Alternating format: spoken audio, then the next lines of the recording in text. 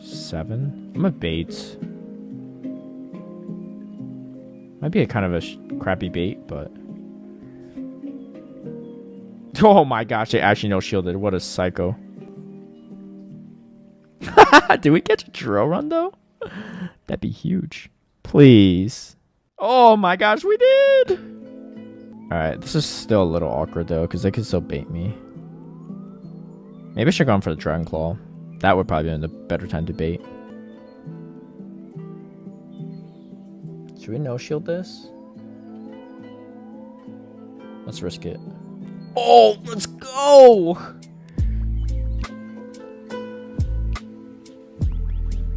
The drill run catch and then the no-shield Icy Wind.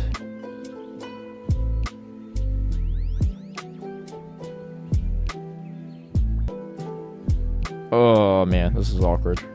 Is this enough after the debuff? I think so.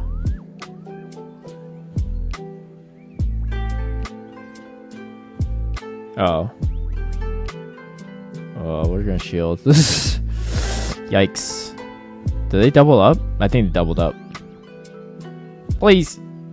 Oh! You're killing me. Oh, we almost had it. If only I didn't bait earlier.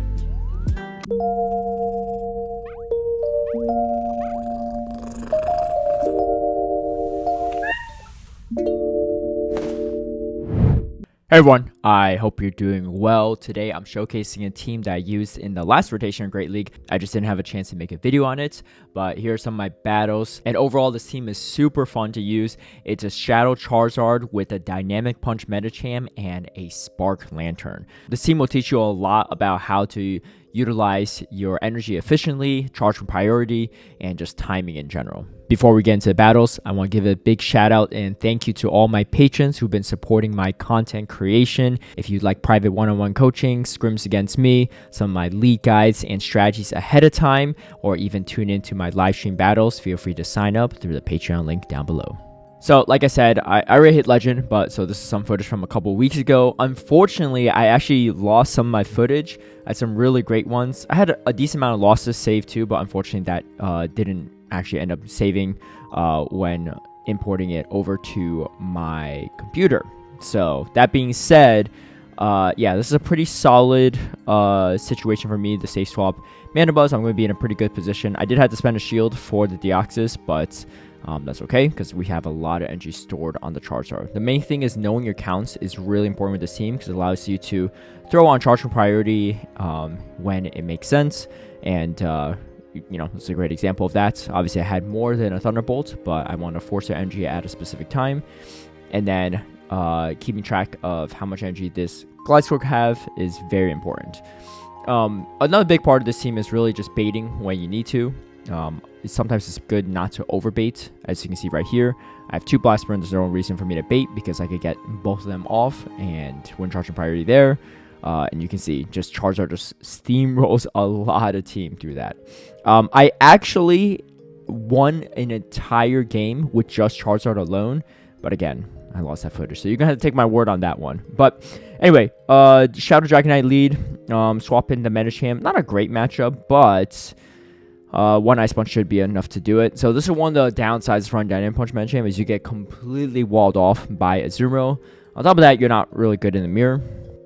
Outside that, though, I think it's really, really strong, especially after they nerfed the damage on Psychic. That being said, obviously I can't come and charge into this, so I'm going to go for a very aggressive farm down if I can, and just save my shields for what do they have in the back. And they actually come in Dragonite to try to do a little combo play. I'm going to shield the first one in case it's a superpower because it's going to do a little bit more damage. Ends up being a Dragon Claw, but that's fine. Spark ends up doing quite a bit of damage, especially after the damage change on it. So we are going to go for aggressive Spark down. Now here's the important thing. Their shield's down and their timers are misaligned. So they probably don't come in Azumarill and they come in Registeel, which is great because I could take it out with 1 Blast Burn, which is really nice. And again, shows the power of Charizard. It is not the easiest Pokemon to use, but when used right, it can be very, very strong and oppressive against your opponents. Again, another Dragon lead. Altaria is going to be a little bit better in the Charizard, and they don't really have to shield the Dragon Claw, unlike the Dragonite.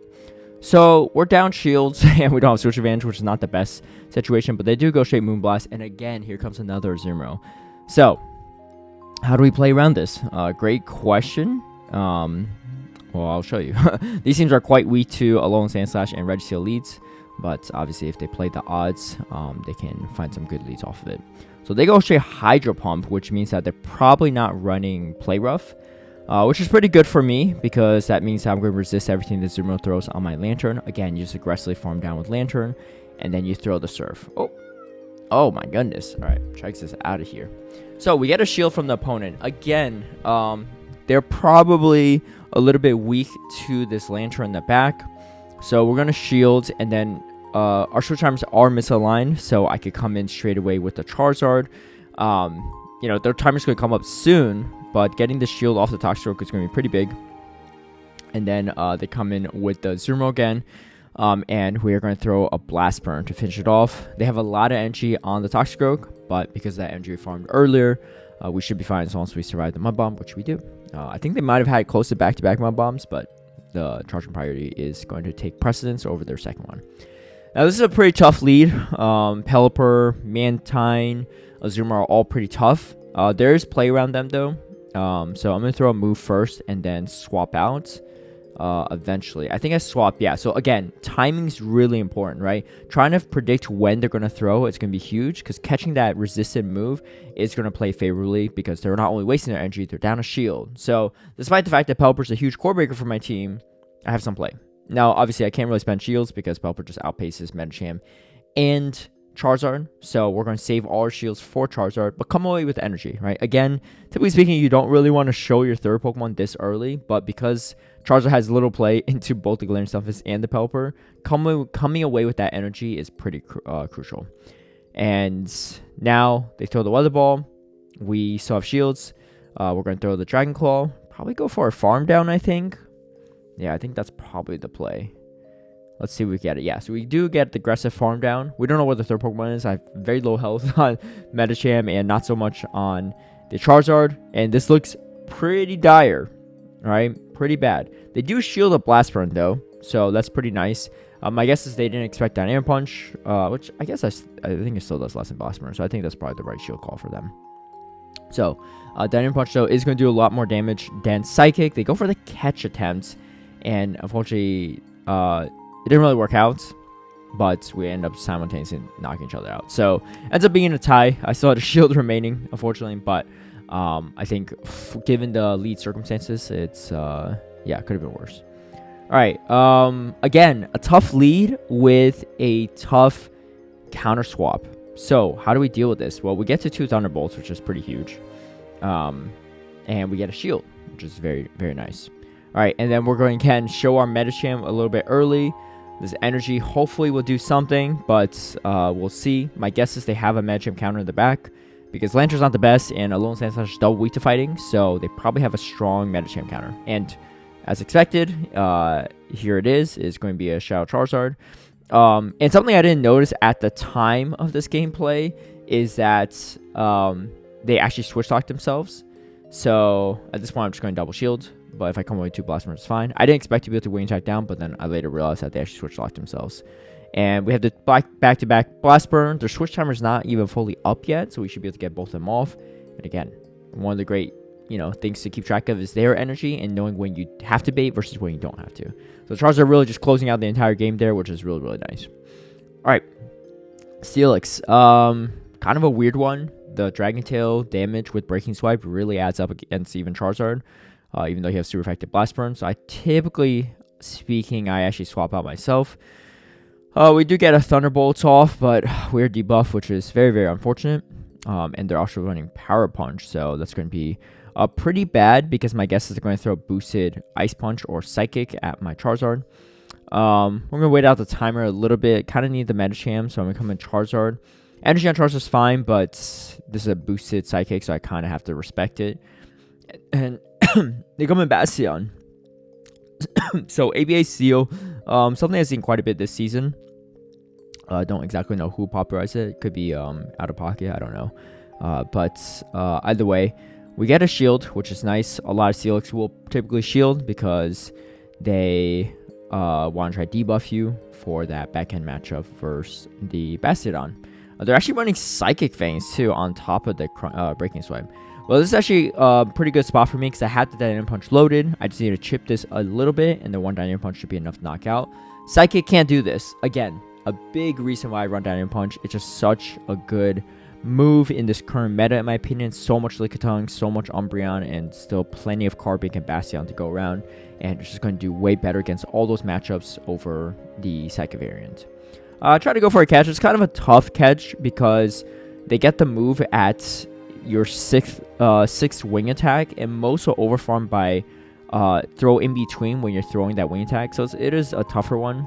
But that being said, we draw the opposing Medicham, and we're going to throw a Dynamic Punch. Does a little bit more damage. We actually force them to throw some energy, so honestly, this is actually fine because it makes my Charizard a little bit easier to match up against this. And you can see, throwing on Charge and Priority, again, really crucial, making the most out of your matchups, not needing to shield anything you don't need to, and also getting the most amount of damage you can.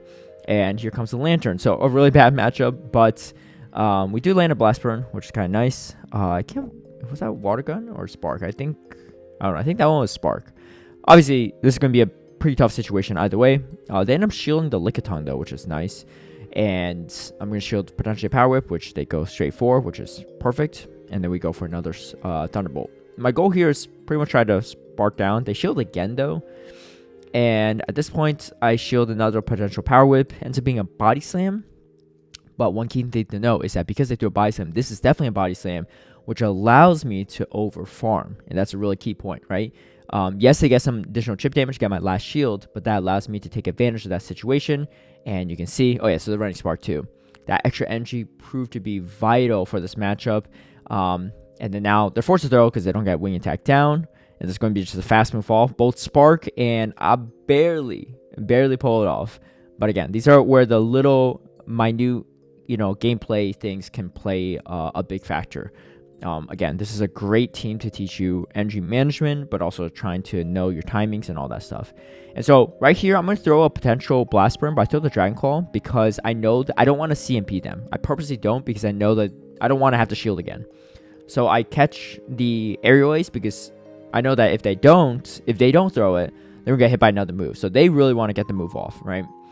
Which means that it's a pretty easy catch, in my opinion, on the Lantern. Again, building a little bit of advantage for yourself throughout the game makes a huge difference in the long run. We really can't shield this Bulldoze because, down shields already is not great for Charizard. I at least have some energy, but I can't really operate Charizard with no shields. And here comes a Lickitung. I am going to bait it. They have two shields. They're probably going to shield. They haven't seen my third yet. Now I get the Blast Burn off, which is going to be huge for me, and they shield. Now we're in the clear because one Ice Punch should be on the ticket Gligar.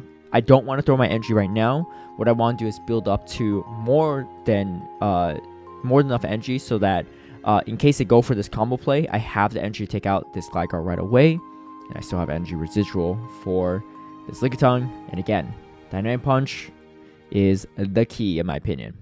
Is going to knock out the Lickitung. I think Psychic might have been close there, but a Dynamic Punch definitely a for sure shot. Alright, this is a fantastic lead for me, obviously. Shadow Charizard actually wins a lot of leads. I deleted a lot of my footage where I hard win the lead. A lot of times they're ABA weak to Charizard, but I'm showing you a lot of the bad leads in general, just so you know how to play out some of the harder matchups. We do get a shield though, which is pretty nice. We get both shields. I am going to have to shield, though, the Aerial Ace. And again, this is where catching makes a huge difference. Understanding that they probably have to throw right away. Otherwise, they're going to CMP and lose to get knocked out by the Blast Burn. So again, wasting a lot of their energy, catching resistant energy can play a huge factor in this team. And let's not forget, I have all this residual energy on my Charizard, which is going to be very, very useful. Between Charizard and Medicham, there's not too much that beats it. Outside those core breaks I mentioned earlier, the Flying Waters and the Azumarill. And here comes their own Lantern. I'm finally out of getting Switch Lock, so I could pivot out. I don't want to give them too much energy. And we're going to throw a Dynamic Punch, which can do a sizable amount of damage. And charge, I think that was maybe Charge from Priority, I'm not sure. Either way, it would take out the Lantern. So, obviously, with a great lead, it is much easier to play a team, but there's a lot of play into really bad leads as well. I have been a decent amount of Zoom Road leads. Unfortunately, I just didn't save it in that footage. But if you have to, the key point there is swapping your Lantern, and then just don't shield anything and try to chip down the Zoom Road with the Charizard Medicham, because Lantern's really your only check, but you can't really swap in Medicham in that situation. Anyway, hope this video was useful, and give it a shot if you have a Shadow Charizard and Lantern and Medicham to use. I think it's really fun, and it really teaches you a lot of very important fundamentals about counts and timings and all that stuff. If you like this video, feel free to give it a like and share, subscribe for future content, hit that notification bell to get alerted right when I post a new video, and I'll catch you all next time.